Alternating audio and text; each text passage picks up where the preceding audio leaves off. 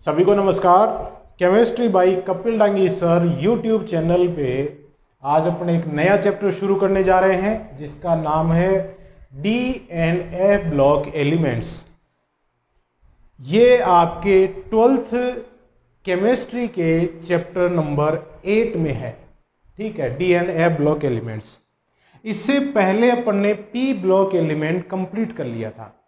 अब देखिए, अगर अपन कोई थोड़ी जनरल बातें अगर पीरियोडिक टेबल के बारे में करें तो जो आवर्त सारणी है या पीरियोडिक टेबल है वो 4 ब्लॉक्स में या 4 खंडों में वर्गीकृत की गई है।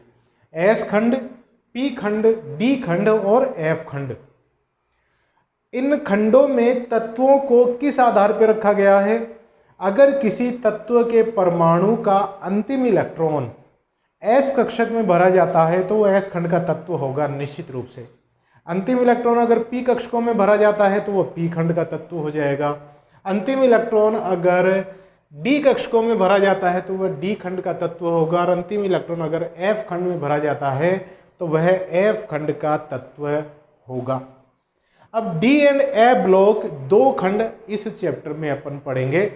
सबसे पहले बात करें अपन डी ब्लॉक एलिमेंट की। डी ब्लॉक एलिमेंट्स,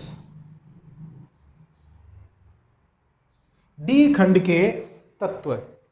डी खंड के तत्व मतलब वे तत्व जिनके अंतिम इलेक्ट्रॉन डी कक्षकों में भरे जाएंगे, उनको अपन डी खंड के तत्व कहेंगे। आवर्त सारणी में डी खंड कहां स्थित है? डी खंड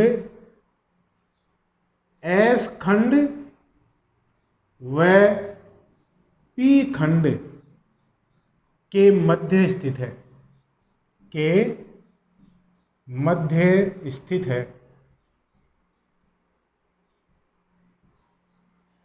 डी खंड कहां स्थित है? एस खंड और पी खंड। एस खंड में 2 वर्ग या 2 समूह पाए जाते हैं क्योंकि एस कक्षकों में 2 इलेक्ट्रॉन भरे जाते हैं एस कक्षक में। पी खंड है उसमें 6 वर्ग या 6 समूह स्थित है क्योंकि पी कक्षकों में अधिकतम 6 इलेक्ट्रॉन भरे जा सकते हैं। तो आप समझ गए होंगे डी खंड में कितने समूह होंगे?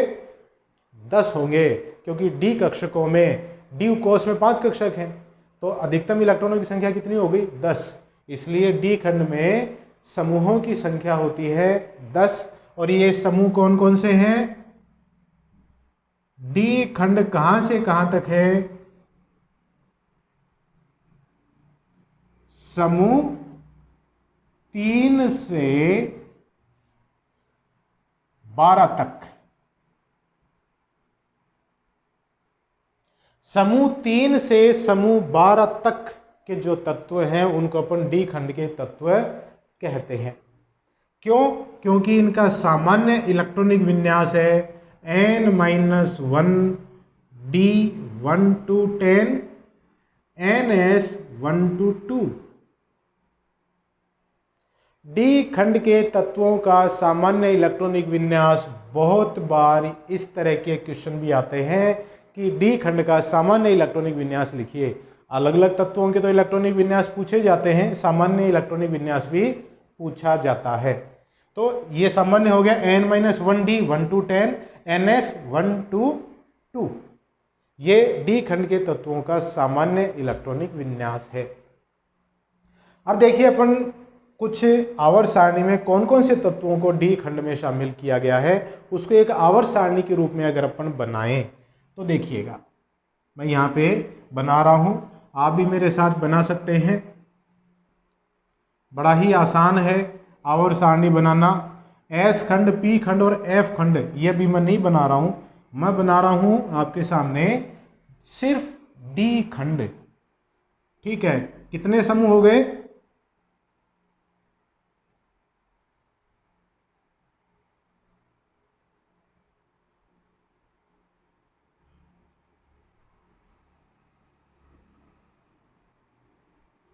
1 2 3 4 5 6 7 8 9 और एक और जोड़ दूँ मैं आगे, ये हो गया 10।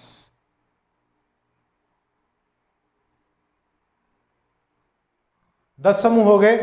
अब देखिए मैं इनमें तत्व भरता हूं सबसे पहला जो ये समूह है, ये समूह यहां से देखिए, ये जो तत्व स्टार्ट होता है, ये समूह कौन सा है?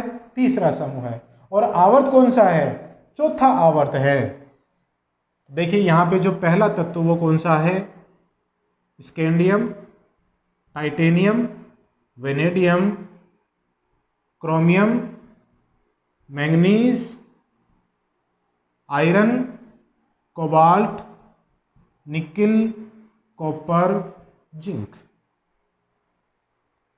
स्कैंडियम, टाइटेनियम, देखिए स्कैंडियम का परमाणु क्रमांक है 21 और जिंक का है 30, तो बीच में आप भर दो 22, 23, 24, 25, 26, 27, 28, 29 और 30।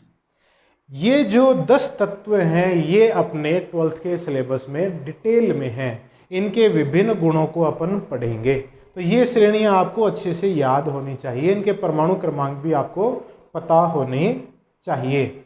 याद करने का सिंपल सा तरीका, मैं धीरे धीरे बोलूँगा, एक एक तत्व का नाम याद करने की ट्रिक है, आप इसको अपनी नोटबुक में नोट कर लेंगे।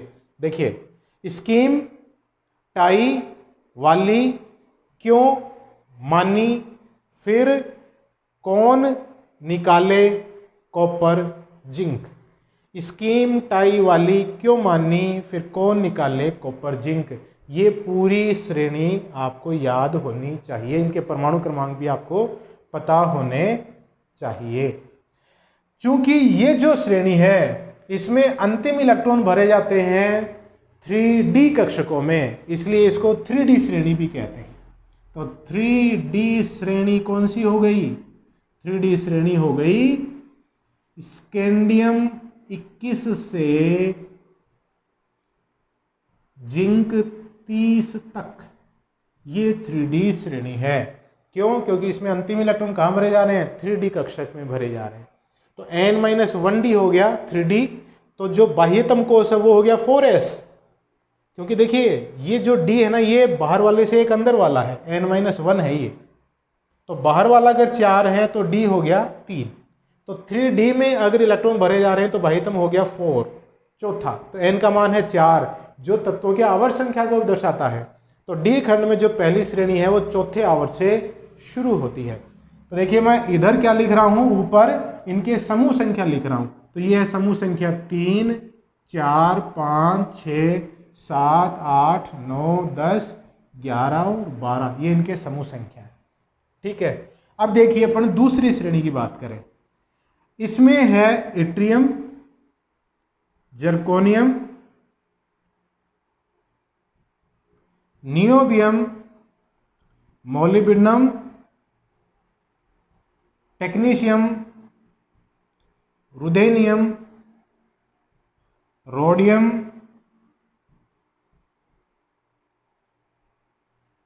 और Ag, और ये यहां पर Pd है, प्लेटिनम नहीं पैलेडियम। देखिएगा जो दूसरी श्रेणी है वो है yttrium, zirconium, niobium, molybdenum, technetium, ruthenium, rhodium, palladium, silver, argentum और cadmium.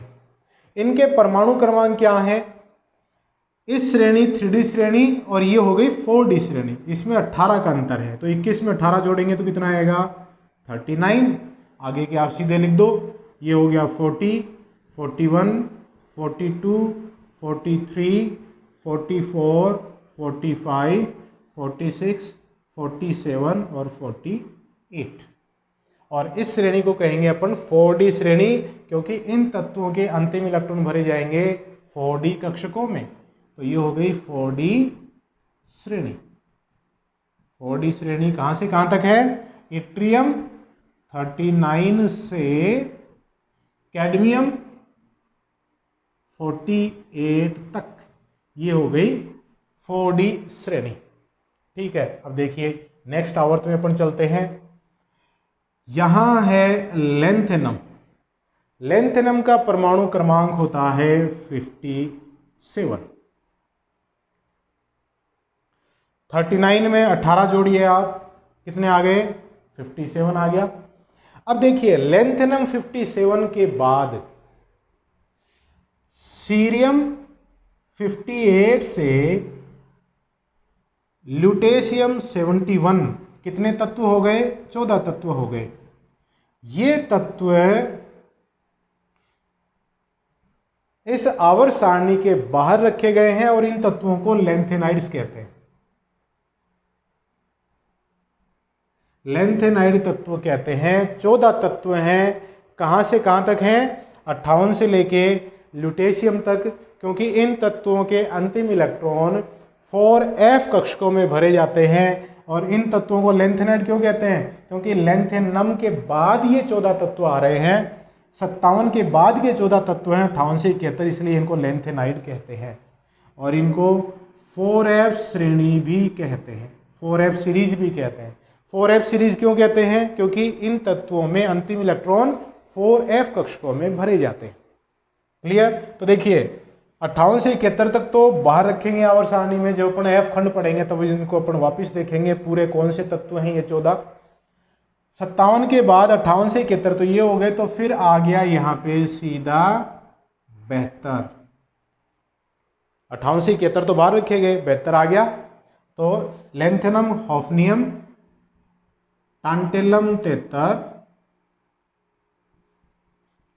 Tungsten 74, rhenium 75, osmium 76, iridium 77, platinum 78, AU 79 और Hg 80। तो लेंथेनम 57 से लेके Hg 80 तक की श्रेणी को कहते हैं 5D श्रेणी। 5D श्रेणी कहां से कहां तक है? लेंथेनम 57 से लेके Hg 80 तक। देखने में देखिए 24 तत्व आ गए, लेकिन 24 में से 14 तत्व तो लेंथेनाइड श्रेणी के रूप में बाहर रखे गए हैं। तो इसमें 10 तत्व ही तो हैं। ठीक है, फिर देखिएगा नेक्स्ट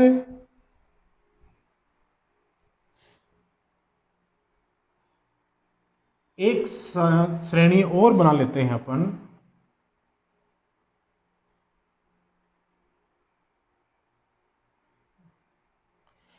ये है एक्टिनियम और जिसका परमाणु क्रमांक होता है 89।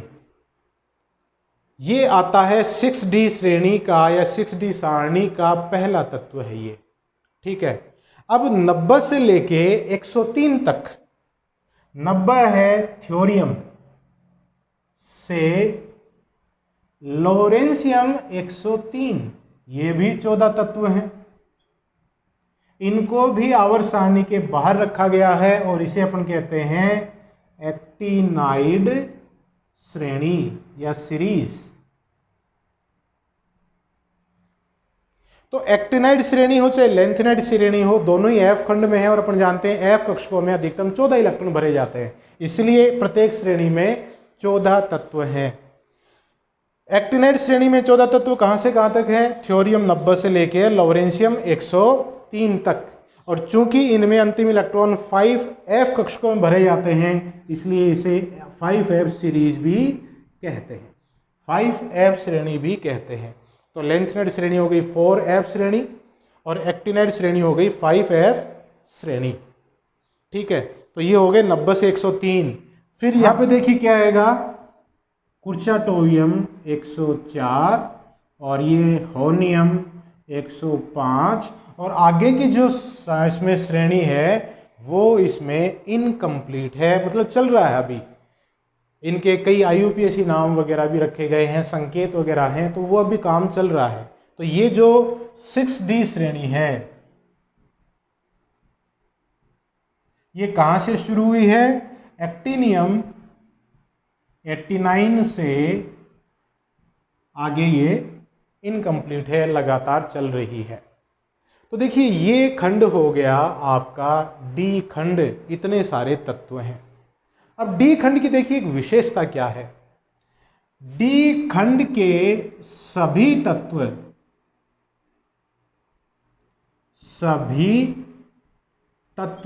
क्या हैं? मेटल्स हैं, धात्विक प्रकृति के हैं। एस खंड के सभी तत्व और डी खंड के सभी तत्व और एफ खंड के सभी तत्व धात्विक प्रकृति के हैं। पी खंड में धातु, उपधातु और अधातु तीनों प्रकार के तत्व शामिल किए गए हैं। तो डी खंड के सभी तत्व धात्विक प्रकृति के होते हैं। डी खंड के तत्वों को संक्रमण तत्व भी कहते हैं। ये बहुत ही इंपॉर्टेंट क्वेश्चन बनता है, देखिए कई बार। डी खंड के जो तत्व हैं, डी खंड के तत्वों को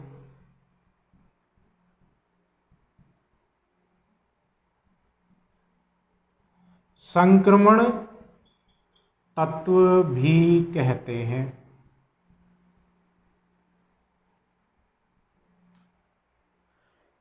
क्यों कहते हैं संक्रमण तत्व? देखिए किन तत्वों को बोला जाता है। डी खंड के वे तत्व जिनकी परमाणविक या आयनिक अवस्था में डी कक्षक आंशिक रूप से पूरित हों, मतलब पूर्ण पूरित नहीं हो, उनको संक्रमण तत्व बोला जाता है। किनको बोलेंगे? जिनकी परमाणविक और आयनिक दोनों प्रकार की अवस्थाओं में डी कक्षक अपूर्ण हो, उन तत्वों को संक्रमण तत्व कहते हैं। अब यहां पर देखिएगा, जिंक, कैडमियम, मरकरी डी खंड के तत्व हैं, लेकिन संक्रमण तत्व नहीं है।